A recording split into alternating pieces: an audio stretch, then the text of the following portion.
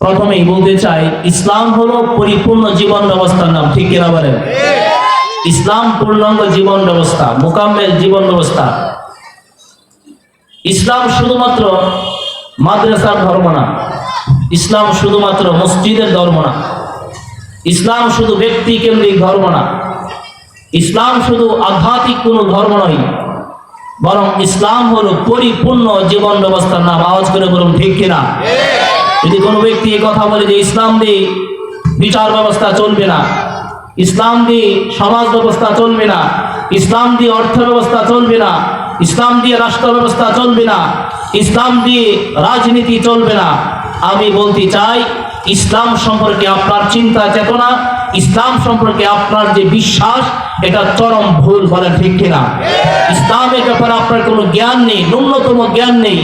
আল্লাহ পাক রব্বুল আলামিন কোরআন আল মাজিদের মধ্যে ঘোষণা করছেন, ওয়ানাজ্জালনা আলাইকাল কিতাবা তিবয়ানাল লিকুল্লি শাই। আপনার প্রতি আমি যে কোরআনকে নাজিল করেছি, এই কোরআনের মধ্যে সকল বিষয়ের ব্যাপারে বিস্তারিত খুলে খুলে আমি আলোচনা করেছি। বলেন সুবহানাল্লাহ। ইসলামের মধ্যে যেমন, কোরআনের মধ্যে যেমন জান্নাতের কথা আছে, কোরআনে জাহান্নামের কথা আছে, কোরআনে ধনুকের কথা আছে, কোরআনে ভুলুকের কথা আছে, কোরআনে মধ্য আকর্ষণের কথা আছে, মহাশূন্যের কথা আছে, দূর অন্তরিক্ষের কথা আছে, দর্শনের কথা আছে, বিজ্ঞানের কথা আছে। এই কোরআনের মধ্যে জামাদাত, হাশারাত, প্রাণীকুল, মৎস্যকুল, ফেরেশতাকুল, জিন্নাত এবং মানব জাতির জন্য সর্বোচ্চ কল্যাণকর যে সমস্ত বিধিবিধানের প্রয়োজন, নিয়মান নীতির প্রয়োজন, আল্লাহ পাক রব্বুল আলামিন কোরআন আল হাকিমের মধ্যে সকল নিয়ম নীতি দিয়ে পরিপূর্ণ করে দিয়েছেন। জোরে চিল্লায়া বলেন সুবহানাল্লাহ। ওলামায়ে কেরামদেরকে আজকের এক শ্রেণীর সুশীল সমাজ, আমি যত সুশীল সমাজ দেখেছি, বুদ্ধিজীবী দেখেছি, একটা মাথার মধ্যে চুল নাই, সব ফাকলা কোন ঠিক কিনা? তারা বলে কোরআন, এই ইসলাম হলো ব্যক্তি কেন্দ্রিক জীবন, ব্যক্তি পালন করবে। কিন্তু আমি বলতে চাই, ওলামায়ে কেরামকে একটা কথা বলে খুনকষা করে রাখা হয়, সীমাবদ্ধ করে রাখা হয়, দায়বদ্ধ করে রাখা হয় যে ওলামায়ে কেরাম মসজিদের মিম্বরে বসে, ওলামায়ে কেরাম মঞ্চের মধ্যে বসে রাজনীতি করে। এই কথা সুশীল সমাজ বলে কি বলে না? যারা বলেন, আজকে আমি আপনাদের কাছে প্রশ্ন করি, রাজনীতি করা কি নোংরা বিষয় না ভালো বিষয়? আর আওয়াজ করে বলুন, রাজনীতি কি নোংরা বিষয় না ভালো বিষয়?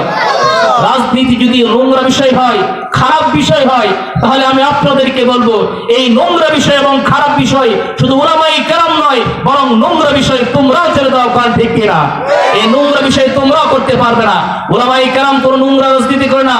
উলামায়ে কেরাম কোরআন প্রতিষ্ঠার রাজনীতি করে, সুন্নাহ প্রতিষ্ঠার রাজনীতি করে, এলাকা থেকে, জনপদ থেকে, দেশ থেকে মদ, জুয়া, জিনার বিরুদ্ধে রাজনীতি করে। উলামায়ে কেরাম এই দেশ থেকে মাদকের বিরুদ্ধে রাজনীতি করে। এই দেশের টাকা যদি বিদেশ পাচার না হয়, এই জন্য রাজনীতি করে। উলামায়ে কেরাম এই দেশের মধ্যে ন্যায় নীতি, ইনসাফ, উলামায়ে কেরাম এই দেশের মধ্যে মানবিকতা, সামাজিকতা প্রতিষ্ঠার জন্য রাজনীতি করে। যখন ঠিক কিনা? আমার সম্মানিত হাজিরে মজলিস, কোরআন শুধু নিছক একটা বই নয়, একটা গ্রন্থ নয়, যে কোরআনের মধ্যে আসমানের উপরে, জমিনের নিচে, মধ্য আকর্ষণের মধ্যে